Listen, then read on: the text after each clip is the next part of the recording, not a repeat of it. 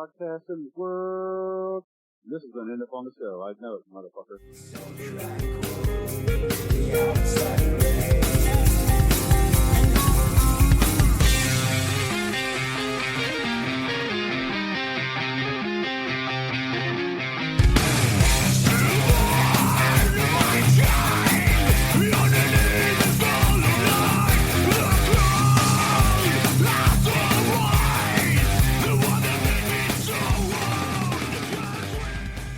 What's up, ladies and gentlemen? Welcome to episode 106 of Epitome of Stupidity, your favorite allegedly metal podcast.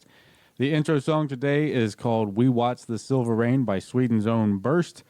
That was only a short clip of a great song. We're going to go in depth about them here shortly. But first, as usual, if you're new here, welcome in. If you're a returning listener, I've kept your seat warm for you, and I am nothing less than elated to see you here again. Speaking of feeling elated, you know what can help you achieve that? Some delicious mead from Brimming Horn Meadery. But Clint, how do I get said mead? That's a great question.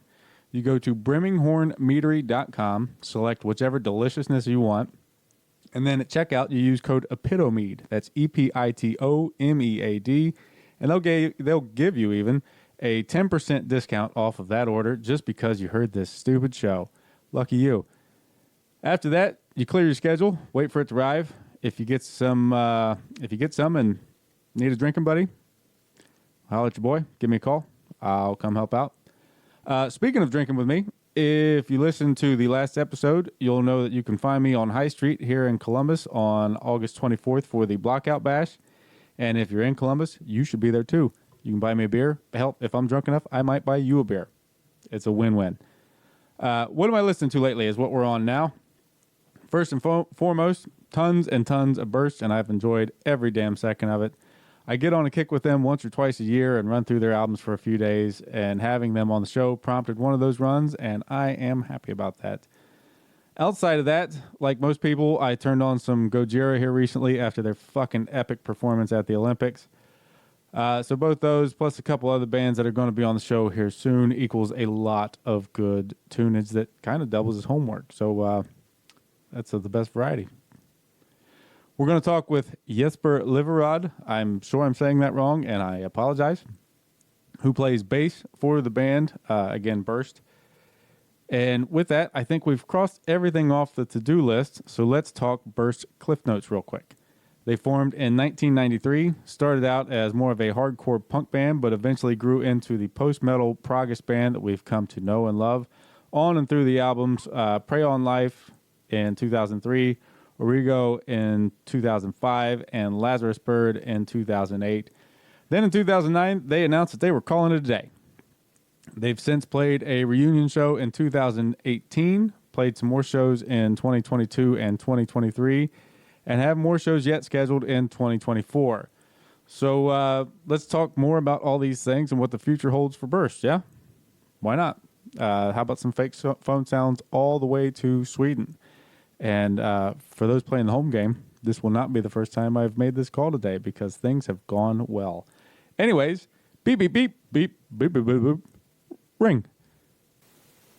And he answered. On the line with me today is, I've had you on a call a handful of times already today because of the technical issues on my end, and I still haven't actually made sure that I'm saying this right, so I'm going to go with Jesper. Actually, yes. Well done. Hey there.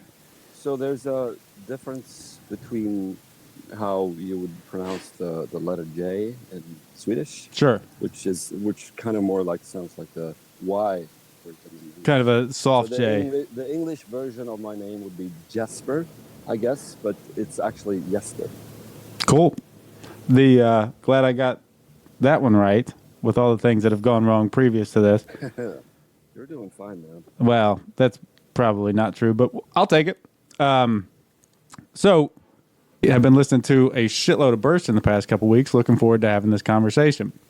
Oh, great. So we'll start off with the obvious stuff. Have you been listening to? To be completely honest, I've gone Prey on Life through Lazarus Bird. I haven't gone before that a lot, and we'll kind of touch on some of that stuff as we get through here. Sure. I feel like we should start with the obvious stuff and kind of work our way out from there. So the obvious thing to start with for me is why call it quits in 2009? We kind of took the easy way out. We call it a hiatus, which is like the chicken shit way of putting a band when you've like had enough, but you still want to kind of keep the door open a little bit. Sure. I don't know, man. We just ran out of fuel, I guess. We've been touring a lot.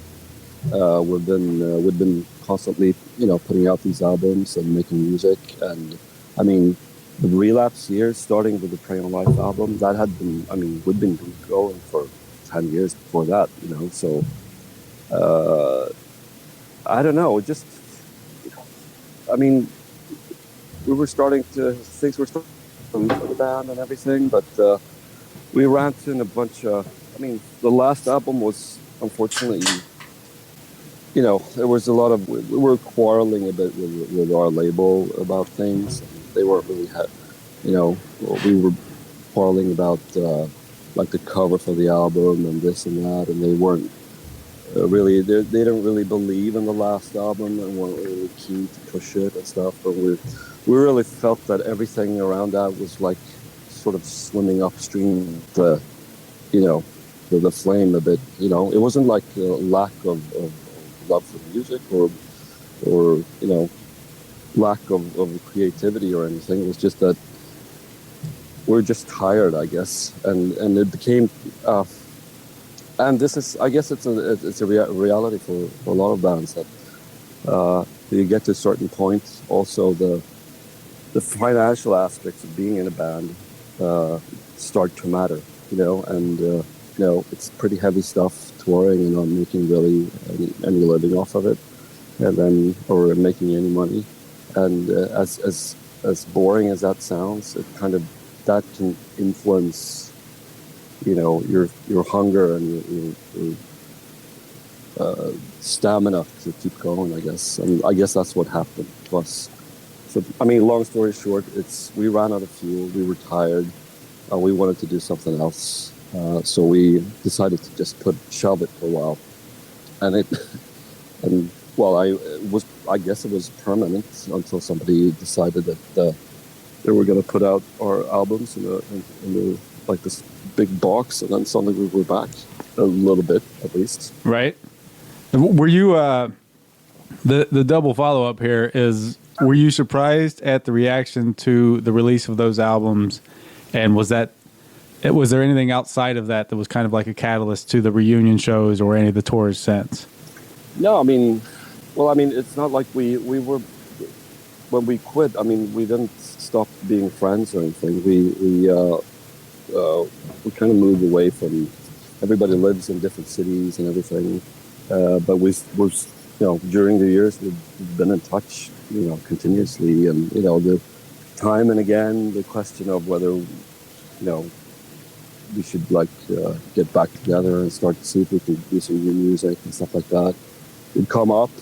But we didn't really take it seriously until somebody, it was a German label called Project Records, wanted to release our old albums in this really suave looking box thing. Suave, I like it. Suave, yeah, I like that word.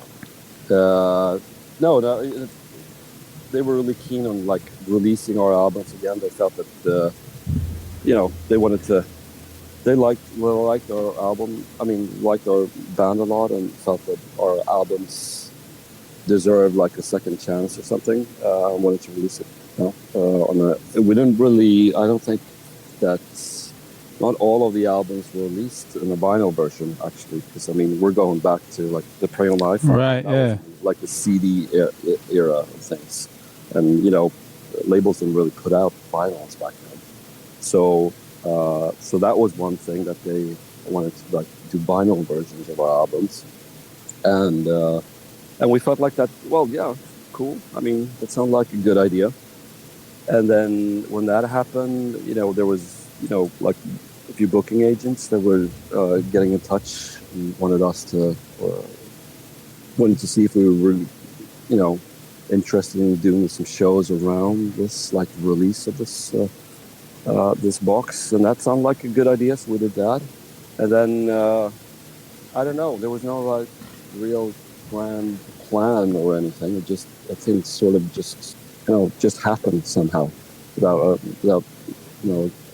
us really planning for anything to happen or what to do with it. Suddenly we were kind of back, but not 100%. We just released this box and did a few shows, and then we've been doing a few shows since then, and here we are. Here we are. I'm certainly glad to have you fucking back in whatever capacity it is. Can you give us the kind of crash course in the history of Burst from the, what was it, 93 that you guys started as a kind of hardcore punk band up until all the things we've just talked through, so you don't have to repeat yourself? Yeah, well, I guess it's the story of every band. We were from small town Sweden, bumfuck nowhere, basically. And a little town nobody's ever heard of. And there's nothing to do there.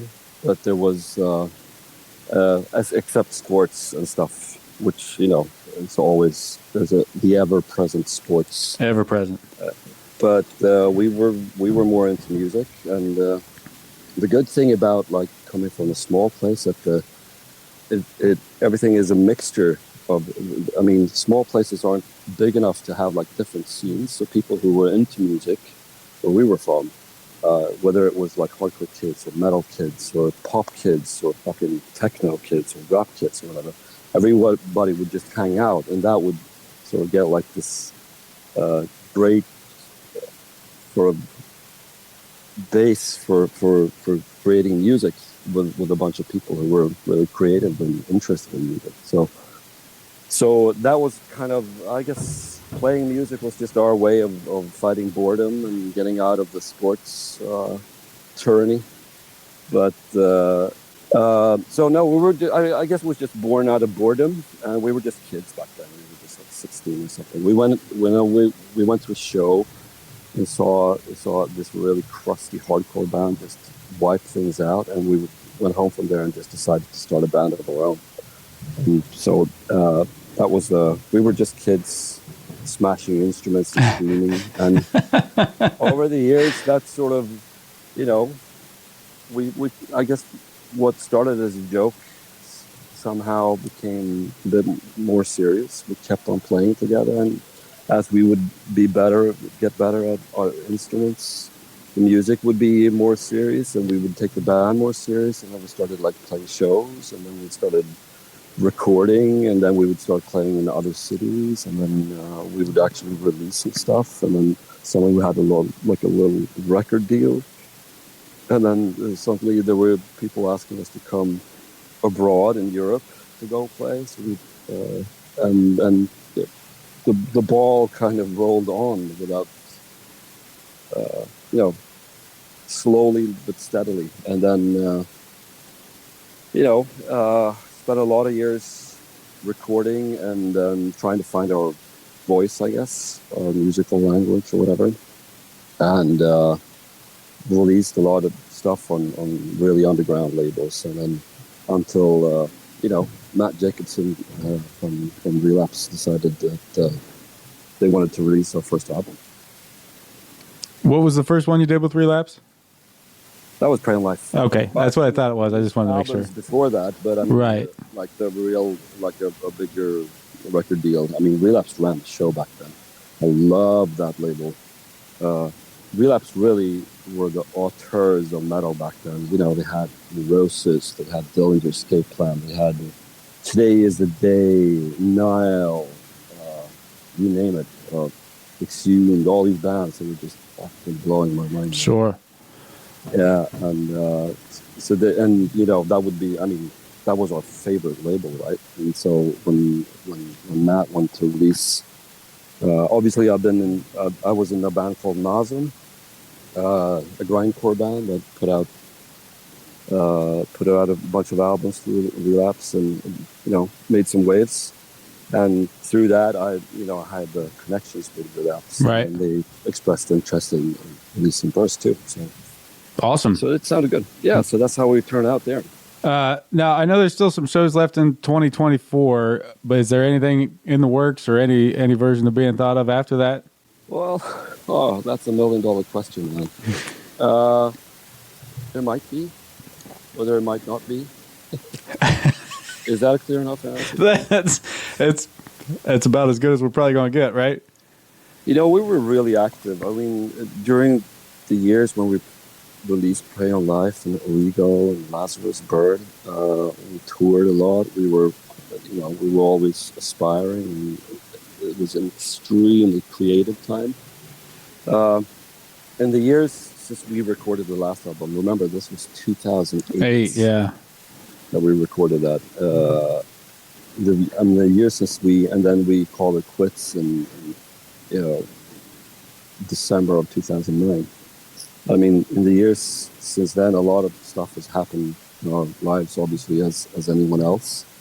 We don't live in the same cities. People have families. People have other things, other bands, jobs, whatever. Life has gone on, right? And as much as we still, really love each other and are hungry for exploring what Burst 14 years later could be. Oh, hey, wait a minute, 16 years later, for fuck's sake. God damn. That's all right. Math is not allowed on this show. I should have told you about that earlier. Right. Yeah.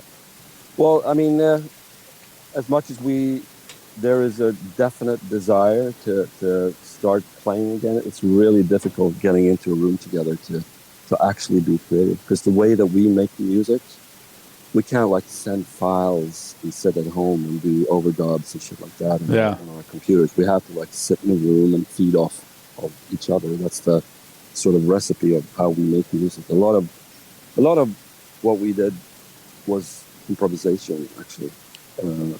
Somebody would play a riff or have an idea or a cadence or something, and then the rest of the musicians would feed off that, and there would be ideas that sprung out from somebody playing something, and then one would latch on to something that somebody else did, and then we debated it, we discussed and fight over it, and then we try something else. And the whole dynamic of actually being in a room together, the old school analog way of making music. So for us to actually be able to make new music, we have to find a way to get together kind of frequently. Sweden isn't a big country compared to the United States. It's big enough for it to be a kind of a hassle for travel to be a pain in the ass. To travel and find a time and find a place to rehearse and to actually make it worthwhile. And it's a time-consuming process to make music in this band. So, and that's kind of that's the obstacle that we're trying to find a way around. It hasn't really happened yet. We've been able to get together and rehearse a bunch of times for these festivals and whatever we're doing, but actually sitting down and focusing on just new music, we haven't really gotten to that yet. I fucking love that the door's not closed on the idea of new stuff from Burst, so I'm going to take that and just be happy about it. When you guys did get back to playing there, whether it be 2018 or the I'm going to blank on the videos that you made where you played, When the Wave Broke and Watch the Silver Rain in 2022. When you got, what I'm getting around to is when you guys got back to playing shows. Was it just that feeling of fuck yeah, we should do this more often, or has it kind of worn off, or is it? No, it's definitely. I mean, and everything now. Well, I mean, with age, it comes there's a bit of maturity and a bit of. This sounds really boring and grown up, but I mean, one thing about quitting back in the days was that I mentioned you kind of get on each other's nerves after a while. Sure. You're sitting in a tour bus. So, I mean, being in a band is a social experiment, or psycho-social experiment, and 5 creative different individuals trying to agree on one thing and on plans and on something so individual individualistic as music, and what sounds good or how it's supposed to be. We were all really, everybody was really opinionated about everything. So, I mean, there was a bit of internal, yeah, I wouldn't say we were fighting, but, there was a bit of like frustration sometimes within the band. But now, fast forwarding to now, we're all a bit older, and we're not so, these old roles that you get in the band. Like one is the manager, one is the creative mastermind, one is the snotty kid who doesn't listen to me. Everybody gets their roles in the band, and now that we're a bit older, those, we kind of left all that behind, and we're just friends again, and so that's a lot more. When we got to one thing that, to return to your question, when we actually got together to play shows, we found that we were so much more comfortable with each other. We had so much more fun than the last few years doing the band, because we were just getting on each other's nerves a lot. But now we're just older and happier to be there, and so that was a really, we had a really good experience when we actually got back together to do shows, and so that did sort of ignite the flame, sort of to actually do this or more, and actually try and make music and do some more shows too. Awesome. You speak of a long answer to an easy question. This is a ramble encouraged format. I'm for it. Yeah, you got to remember that also I'm a Swedish guy, so this whole going back to like explaining things in English, it's a bit of a challenge. I'll tell you what, I've got two things here, and I'll hold on to one for just a second. So we're going to pin in the whole band roles thing. Is there ever anything kind of like lost in translation between Swedish to English there, especially musically? Because I assume that Swedish is all of you guys' first language. Is there ever an instance in writing lyrics, which I don't actually know, but I'm going to guess as the bass player isn't your main job. Is there? In fact, it was. Was it? Look at me being a jackass. This makes it even better. So in writing the lyrics, is there just something? Are there some words that don't translate properly? Are there some things that make it harder to go from Swedish to English? Well, that's no. I think that's a misconception, because we don't like write Swedish lyrics and then translate it. We rock and roll is a English language kind of music. Right? I'm asking my question badly. I don't assume that you're writing in Swedish and then transferring to English. I'm just I'm asking this terribly, and it's not getting better. Are there feelings and or words that just don't translate in a succinct way? No. Perfect. See, that's 3 minutes of me asking questions badly, assuming wrong things about you. All for no. No, but I mean, we're exposed to English language early on, cultural expression all the time. I mean, obviously movies and music and books and whatever, but so we pick up on.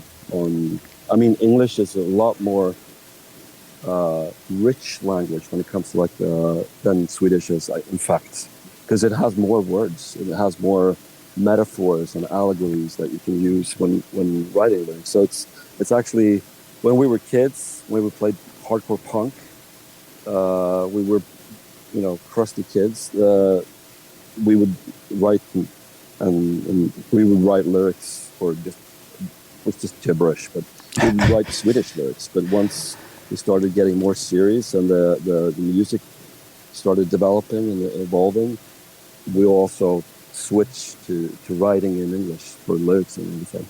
And that was such a relief doing that, because suddenly it was a lot easier, delving into the language, the English language, because it's so much more. There's so much more that you can do with the English language, I feel. Maybe because I'm a poor lyricist when it comes to this stuff. So I'm going to switch back to the other question there. You spoke for a second about band roles, and that's actually a question that I've got on my kind of go-to list here. What was your role in the band back in the day? Were you the shitty punk that you mentioned there for a second in passing, or were you the band manager? What were you? Oh, I evolved a bit. I mean, when we were kids, we were 16, 17, when we were just playing crusty hardcore punk. Then we were all just messed up kids, right? There was no roles or anything. But with the band, we all started getting, I mean, with the evolution of the band, we all started also, like, you know, the different roles and people started taking the roles which kind of came natural to them, or, you know, it became natural for me to be like a manager kind of type, because I don't know why, but I always ended up being the guy who was in touch with like labels and agents and booking agents and whatever, and I just somehow I was good at that. And then the guitarists were whereas in the early days I was the creative engine of the band. That was sort of taken over by the guitarists as the band evolved, because the music became a lot more complicated and intricate and everything, and very guitar oriented and very like dual guitar oriented, and which meant that sort of the creative flow would come from the guitars. So that sort of transferred from me to them over the years. But whereas I kept the managerial role, I wrote most of the lyrics together with one of the guitarists, Jonas. And so that became my thing, like lyrics and being a band manager kind of guy. Yeah. And then there's, but I mean, as far as that goes, I mean, it's still, I'd like to think of our band as a total democracy. And I don't think it's necessarily the best way of running a band, because it fucks everything up and it makes everything tedious. And it can just grind the wheels of progress. Yeah. There's no one like who can put the foot down and say, okay, so we've heard all the options, now we're going to do this. Right. There's none of that for this. Everybody just has to agree, which means sometimes shit takes forever to whether it's like a tour or a way to do things, or whether it's like the way a song evolves. It takes forever because everybody has to have their say, and you have to like have consensus on everything. So, there's a bunch of bands. There's always like sometimes it's looked down upon, like that there's a band leader or whatever, somebody who has a more dictatorial kind of position in the band. But I'd say that those bands are probably a lot more effective than a band like ours, where everything has to go through so many filters. Sure. Yeah. Looking back at that Relapse run, is there anything that stands out that you'd like to try to do differently or anything like that? Oh yeah. Oh God. So much, man. Oh, I mean, for one thing, our band name, man. What the hell is that? No, I mean, it sounds like I mean, the fact that that's our band name stems from us being 17-year-old hardcore kids, and that was sort of like it sounded cool back then. You know, fast forward 10, 15 years later, when we're doing all this weird progressive metal. Sure. It didn't really fit the concept, you know what I mean? But we were stuck with it. We tried to change it, actually, but Relapse really fought for us keeping it. Really? Otherwise, our band name would probably be something else, I think. Did you have any options lined up? No, man. I can't remember. We probably did, but I can't remember now.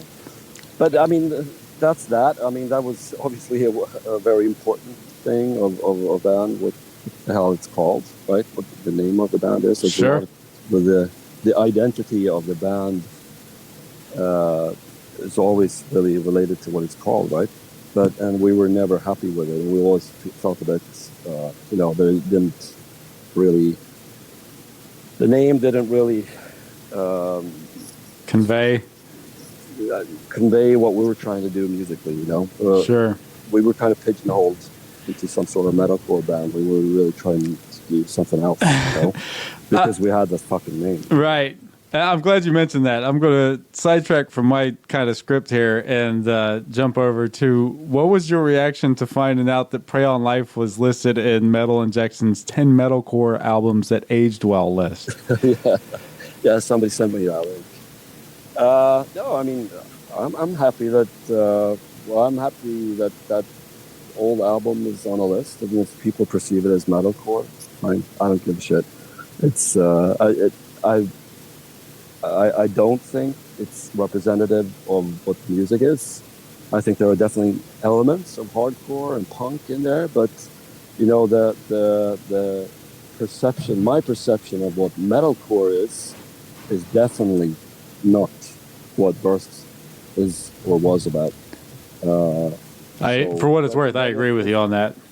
But if people want to like put us, you know, I thought that was, you know, there was some cool bands on that list. So in that company, I'm fine with whatever we want to call it our band or our music. How much do you recall from the recording sessions for those Relapse albums? Everything and nothing. It's all a fog, actually. I mean, those albums were recorded in the days when you would actually go into a proper studio. Right? Sure. And with a producer, and you'd have this and that amount of time to do it. I mean, the first album was kind of chaotic. We didn't really have a clear vision of what we did. We had a bunch of songs. There was a lot of the first album was really us trying out to make something more grand and visionary without having a real vision. You know what I mean? Sure. We really opened the doors on what we could do with the music. I mean, before that, we'd done, you know, basically a heavy band or a metal band. You know, we did a song and we recorded it and make it sound as heavy as possible.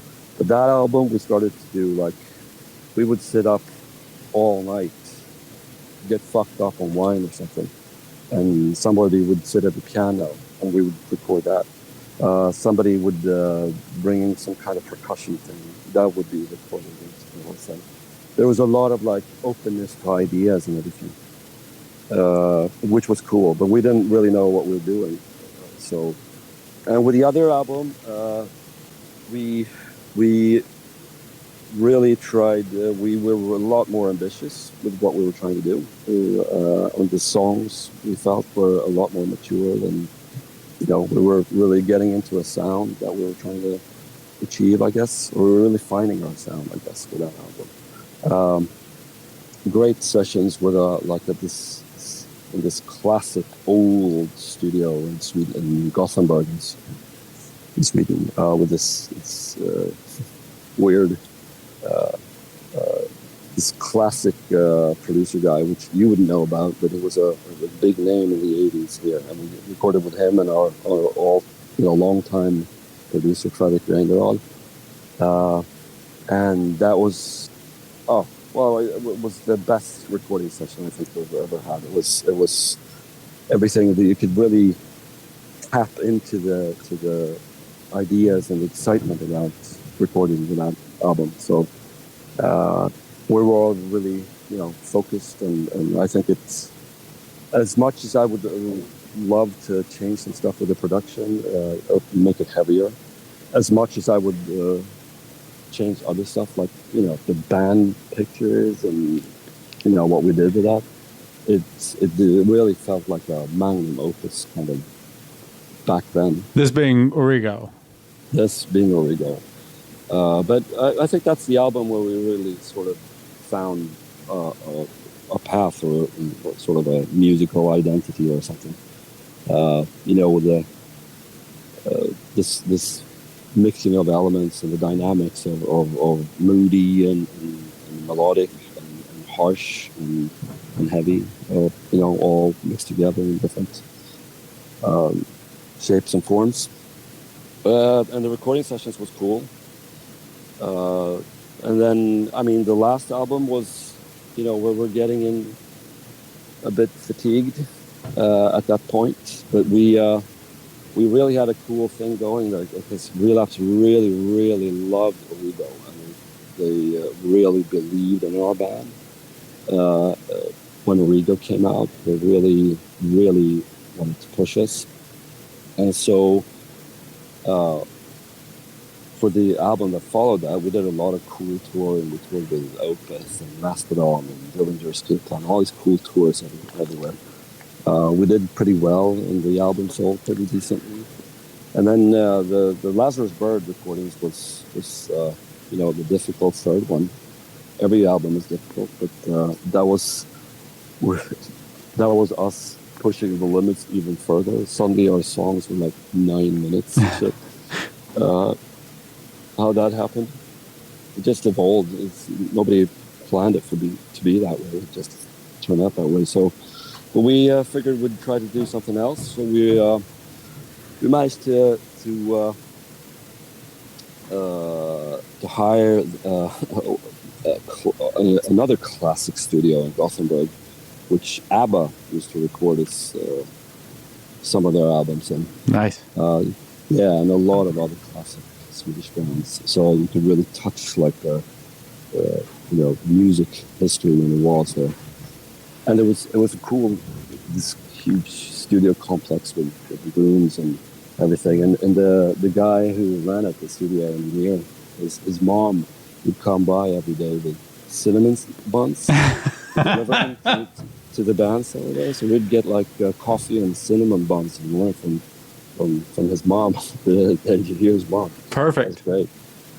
Yeah, but also that was also a time of a bit of frustration. I remember us sitting in the lounge of that studio watching Some Kind of Monster by Metallica. Sure.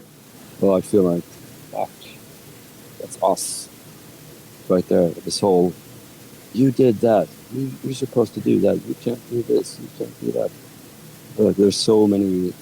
I go out on a limb and say that most bands can probably recognize themselves in a lot of stuff in that movie, like the tensions that get created when the tensions come up when there are creative differences and different ideas about things clash together.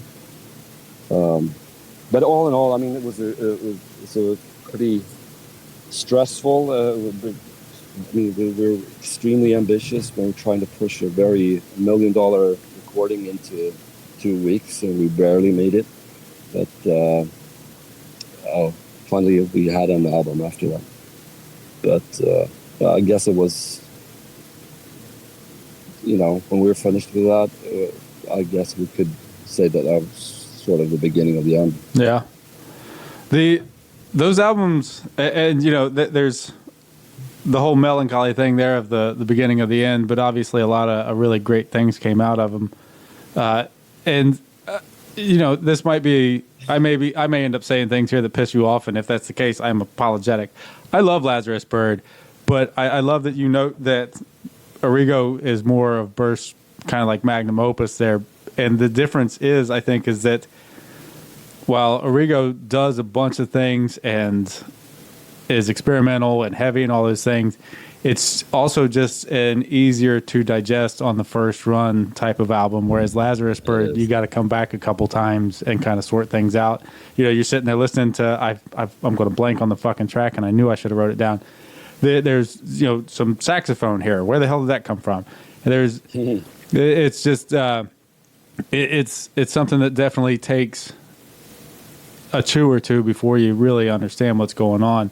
And all those albums seem to have the unique ability to kind of blur, if not completely remove some musical boundaries and do some things that aren't what you're expecting from a heavy album.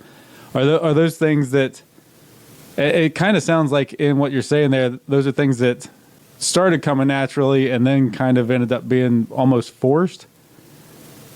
No. I love succinct. It's good.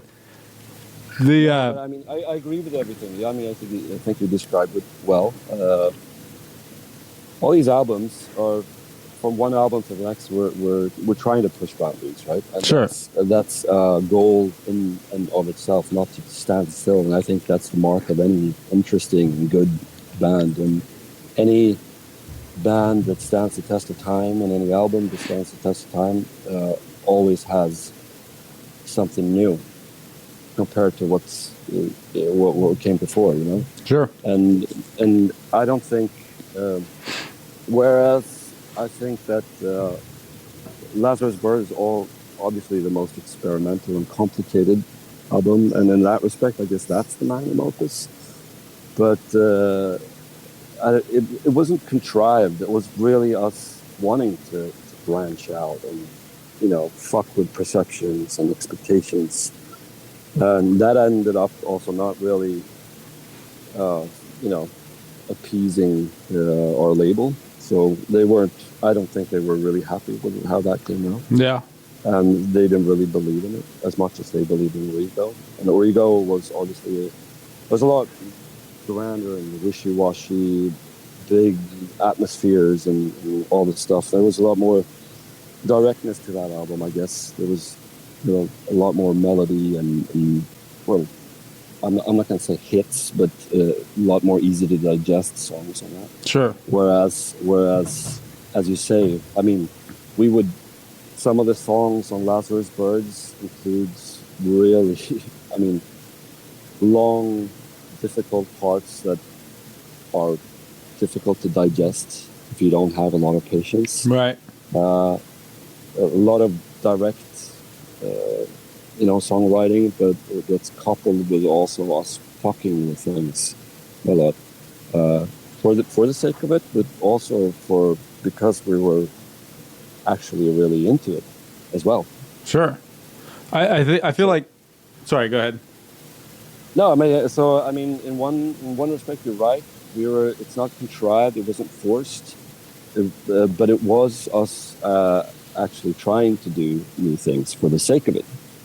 But it wasn't trying to be special, just trying to be unique for the sake of that, but actually trying to see how many boundaries that we could push and what felt good. It was a lot of experimentation going on in that album, like the saxophone, for instance. Sure. That was an idea. We tried it.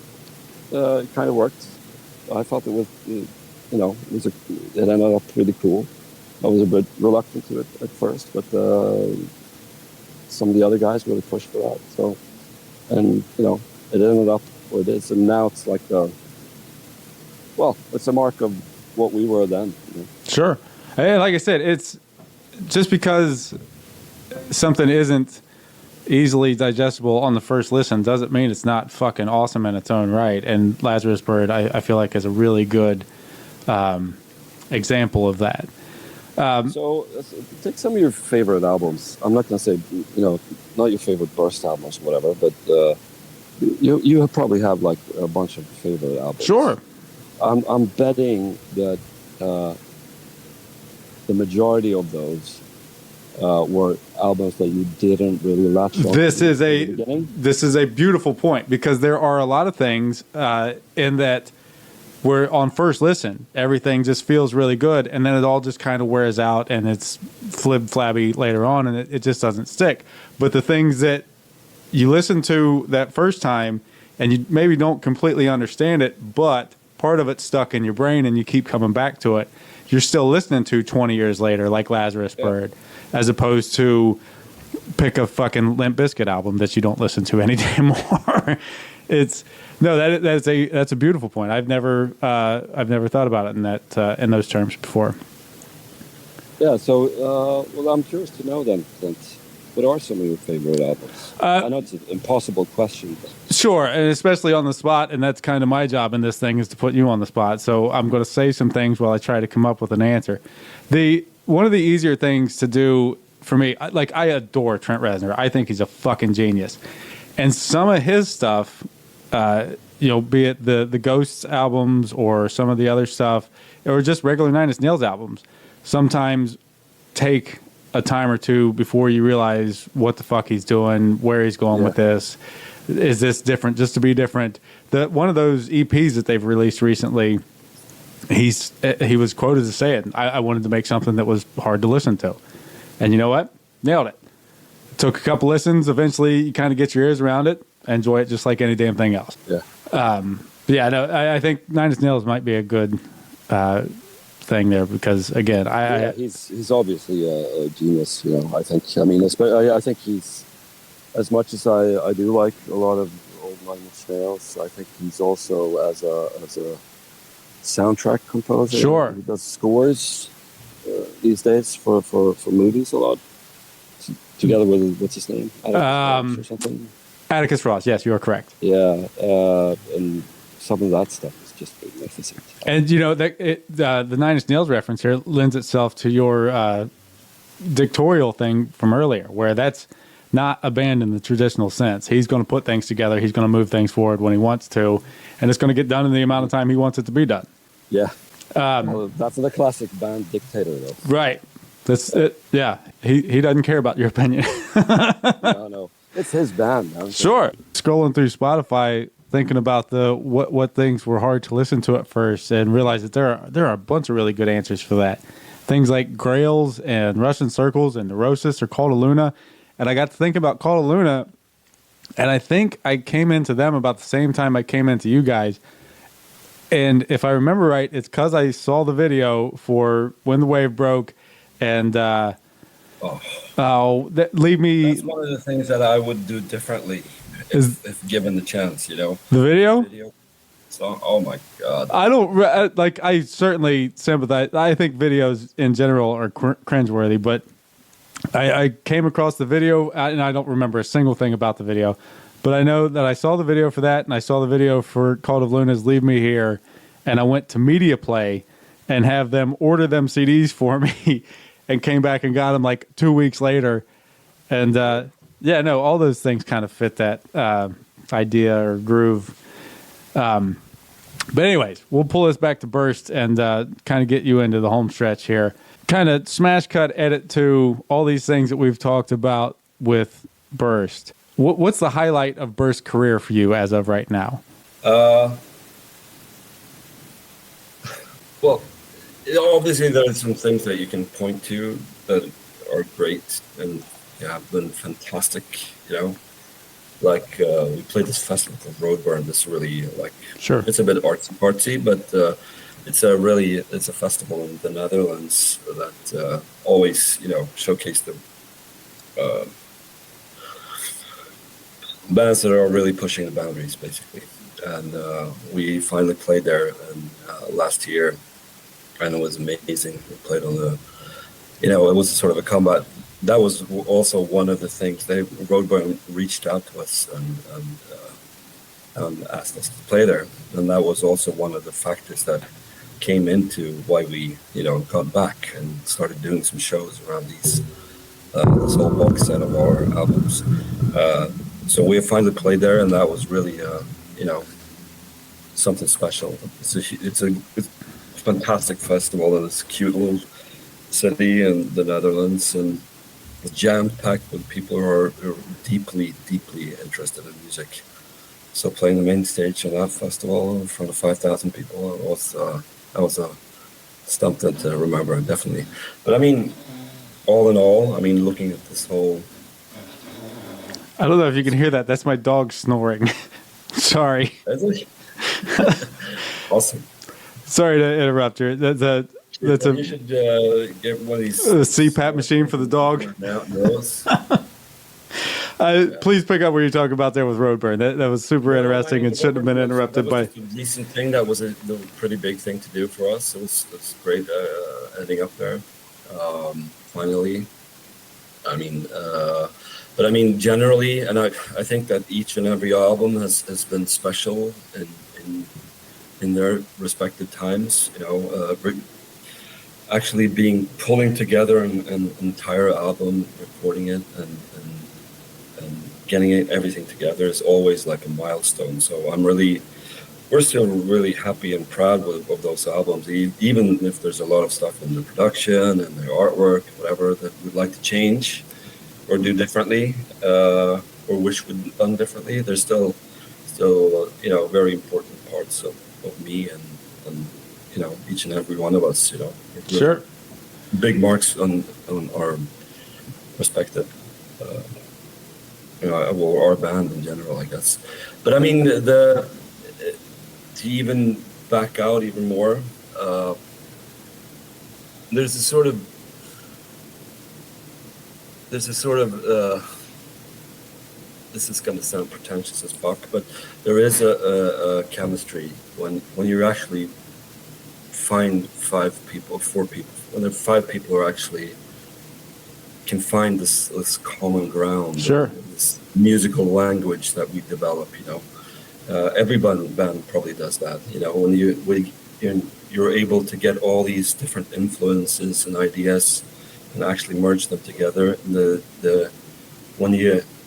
When you're in a room together and you really feel that connection, that's the biggest high that you can have as a musician, as far as I'm concerned. So I mean, the creative part of being in Burst, those times when you're playing music and it just everything fits and everything makes the hair on your arm stand up. Those moments are the definite highlights. Being successful and everything. I mean, obviously, whatever success different bands have, I think that those are all great things, right? Make an album, sell an album, do a great gig, and do a cool tour. That's all good, but actually finding yourself in a community or whatever like that with different people that be able to create something together. That's when the magic happens. That's my real. That's my high. Yeah, that's awesome, man. I can certainly see, both sides of that, between playing something like fucking Roadburn and just being able to have that creative outlet where everybody in the room's on the same page. That would be, that would be awesome. Yeah. In your, either in your time as an active band back in the thousands, or kind of from my end, I'm more curious about since then. Do you ever hear things and think, we did that first? Yeah. I believe. Not like that. Not like we own anything. Sure, no, of course not. But with all these albums, I can feel sometimes that we were, it sounds a bit too narcissistic, but I can feel that these albums were sort of put out in a time when, everybody wasn't always ready for it. I mean, we were doing stuff that, went left and right sometimes, and if we'd put out some of these albums now or done this kind of music a few years later than we did, then I think that, they would have landed better, I guess. Sure. Yeah, I mean, to be completely candid here, I was kind of trying to lead you to the whole ahead of your time type thing, because I feel that. I think that there are a handful of successful bands that sound, that did things after you guys that I feel like you guys should have caught on. And if it's a timing thing, maybe it is. Anyways, these are things that I don't actually have an answer to, and to some degree, I'm just rambling thought here. So I'm going to stop doing that. It's no secret. Sure. It was always like the critics kind of band. We never really, broke out of our little mold. I mean, we broke the mold, but we didn't break out of. But we didn't make it as much as I felt sometimes that the music deserved. I mean, it didn't reach as many people as we'd hope, I guess. So, I mean, a lot of our contemporaries back then, like, you mentioned Luna, they were friends of ours, and we were, sort of in the same, we were in the same position and same, sure, sort of in the same, struggling for the words here. We were kind of equals back then. And then we quit, and then they continued, and increasingly became more popular. And yeah. Now they're a huge band, obviously. at least in Europe. I don't know how it is in the States. I Same with, there's a bunch of other bands like that. There's like Gojira, for instance. They play the fucking Olympics. They played right. I mentioned that before we got on the call. Yeah. We used to play basements with them. Right. We used to play I'm not in basements, but little clubs. With Gojira, and then we quit, and they continued, and they took off, and were huge. Deservingly, I think it's a great band, and they're definitely great people. We've toured with them as well, but I really I think they deserve all the success that they have. But all these bands, we were on the same, same footing. Ladder, but we quit, and they continued. Yeah. They all became huge. There's a sometimes that makes me think of if we wouldn't have hung up our guitars, then I'm curious to see what would have happened if we would have continued. Sure. There's a particular comparison that came to my mind a couple times, and knowing that the timing is at the risk of making comparisons that turn this conversation in a weird way, but I hear Mastodon a handful of times throughout you guys' albums, and I know that there's the Relapse thing, and I know that some of the albums are coming out around the same time, but I hear like early Burst stuff and some of like the Crack the Sky albums and shit, and I don't understand how, as a guy who loves Mastodon himself, how more Mastodon fans didn't latch on to you guys in kind of the same fucking fashion. And hopefully with this is where I start to feel like I'm saying shitty things, because it feels like I'm lessening Burst, and that's clearly not what I'm meaning to do. No, I'm not. I hear you, man. I'm not interpreting it that way either. But definitely, I think there are definitely comparisons between us and Mastodon. I think that, as much as we're King Crimson fans, they are too. Right. We have a lot of similar influences, and I think they were trying to also be a band that was trying to step out of the mold pretty early and did their own thing and disregarded whatever norms that they, the metal was in when they were starting, and they still are. Sure. I think they're a fantastic band. I think they're great people. We've toured with them too. In fact, I toured with Bill and Bran when they were in this band called Today's the Day, which also put out, when I was in, as I mentioned, I was in a band called Nosman, and we toured with Styx together with, as a part of a Relapse package tour, kind of, and Today is the Day was on that. And Bill and Bran, Mastodon wasn't around then. And Bill and Bran was in Today is the Day. But they weren't really getting along with the singer for Today is the Day, so they jumped. So they used to travel in Nazim's band, so we became real good friends and hung out with them. And I'm still in touch with Bill and to some extent Bran and whatever. And I see them every time they come over here.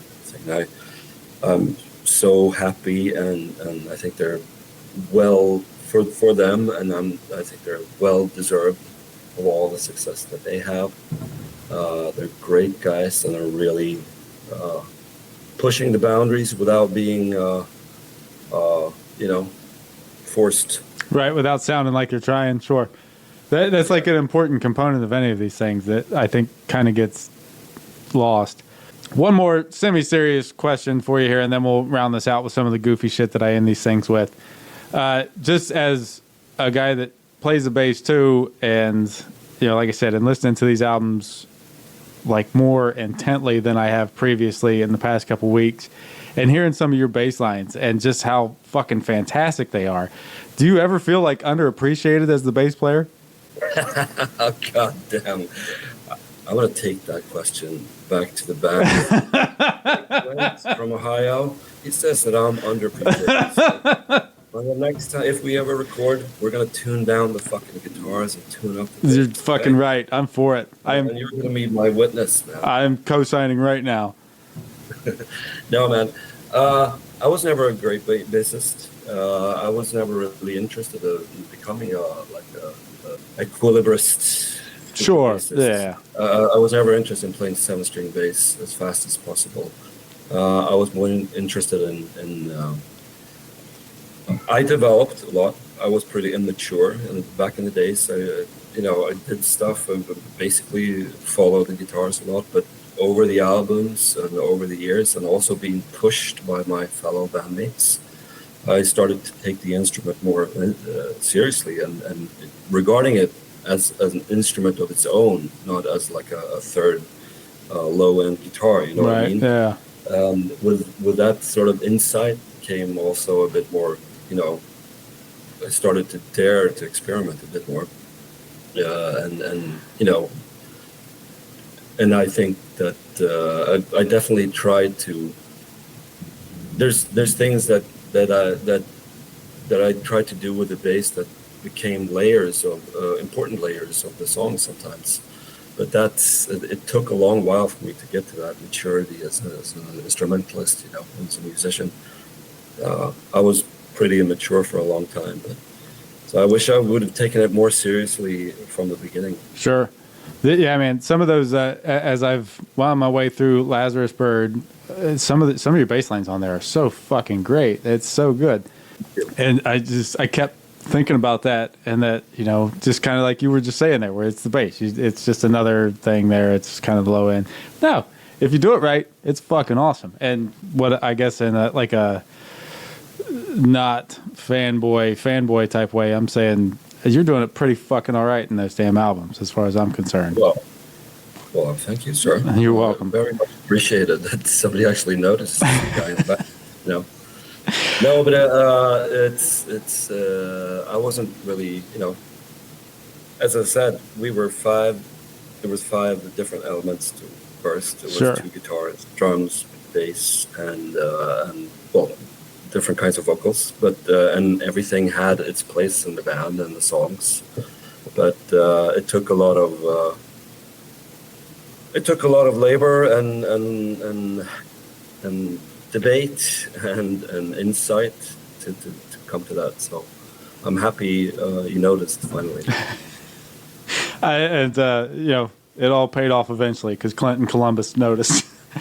Yeah, Man, this has been a lot of fun. This has been insightful. This has been smart. It's been funny at times.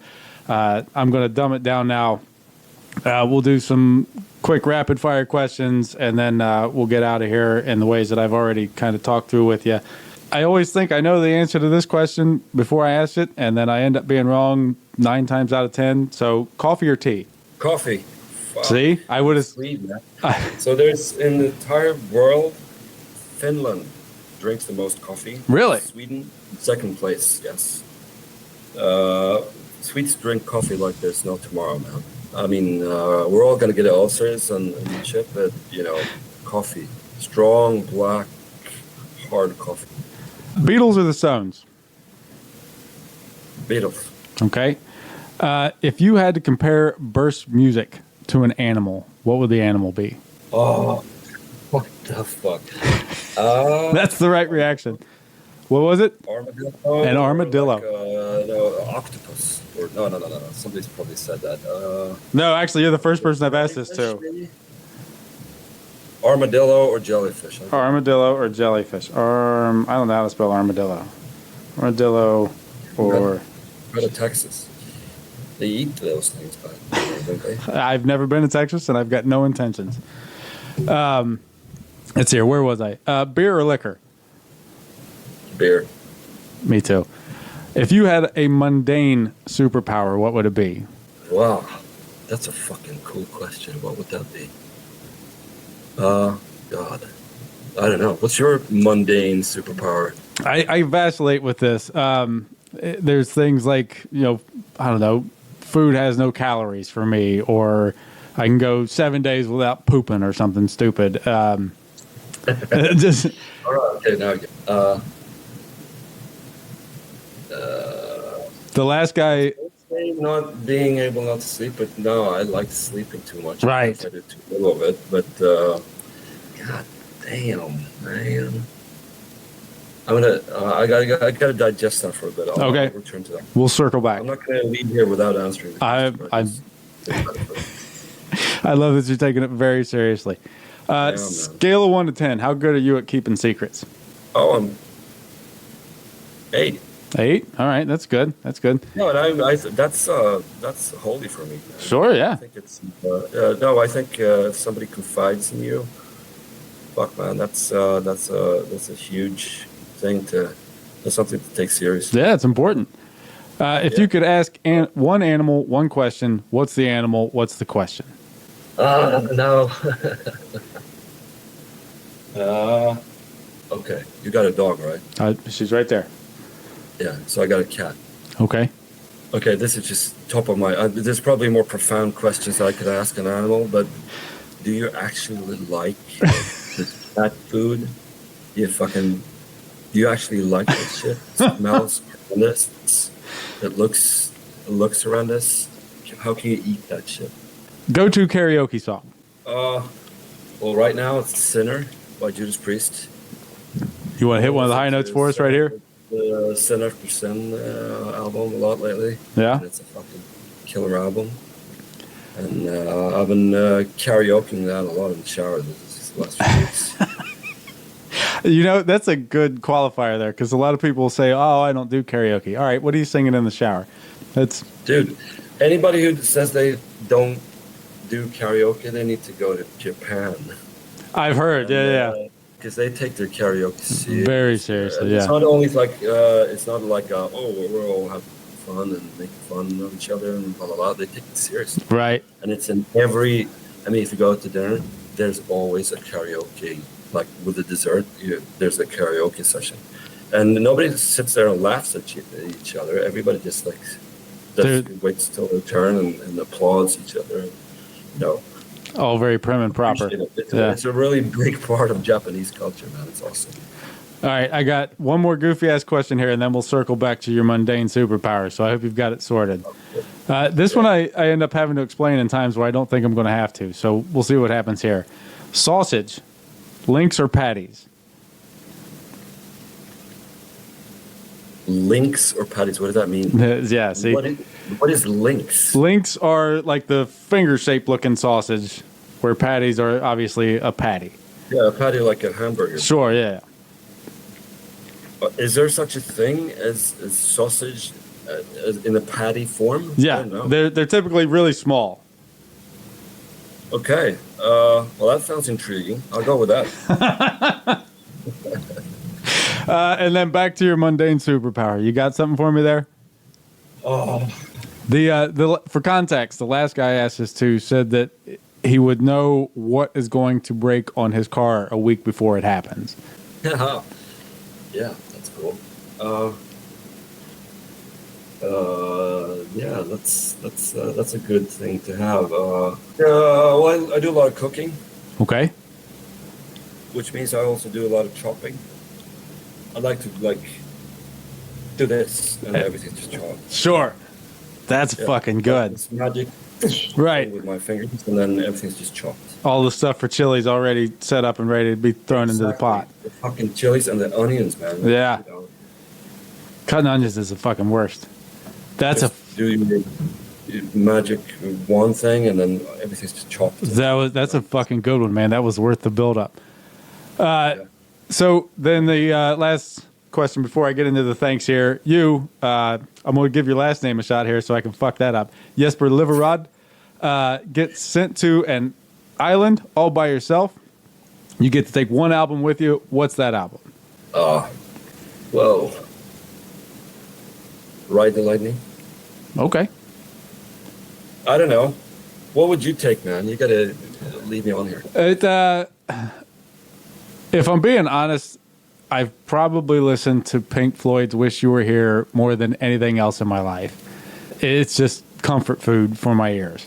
But you get into things like Sabbath Volume 4, where like I've never turned that on and it's not been worth hearing, or Clutch's self-titled. There's a handful of good options, and it's kind of like we were talking earlier in this conversation, and that it just kind of depends on the mood when I'm getting shipped to that island, what I'm taking with me. Definitely. I mean, now you're getting into like I'm instantly gonna like sort of take one out of my top 10, all-time top 10. Sure. Yep. Does it have to like? It has to stand the test of time, and it has to fit all kinds of moods and situations. It's yeah.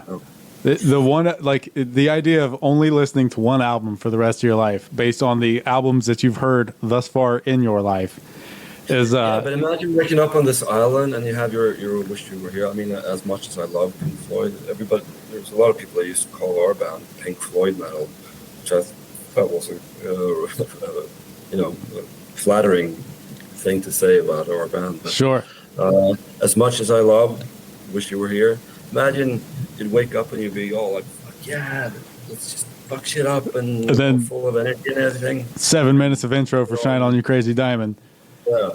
And you'd be like, oh no, what was that? I mean, you can't have that, right? Sure, you no. Chill out when sitting there and watching the moonlight on that island, but you can't.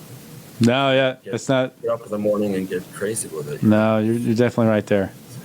No, God, I don't.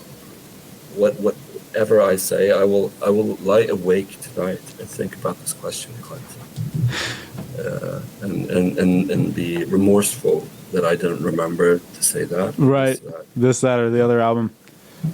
Yeah.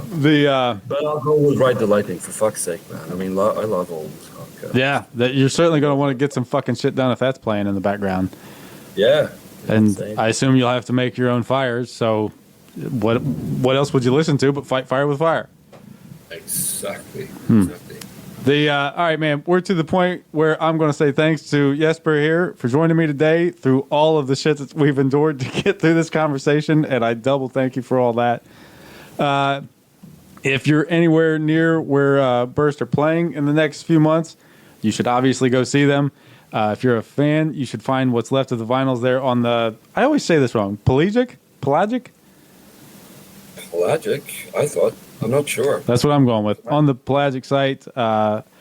Thanks as always to the Brimming Horn guys for sponsoring the show, as well as Blockout Bash for partnering with the show. You'll find links not only relating to Burst, but for both Brimming Horn and Blockout Bash, along with all the podcast links as well in the show description.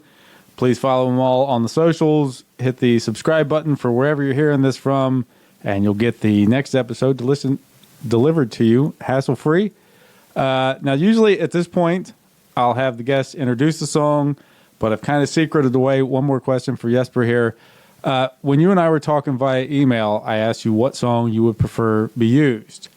And you were pretty quick with saying we watched The Silver Rain, and then there were some kind of extraneous things said afterwards. Why that song, and please introduce it afterwards. Well, it's impossibly long. It has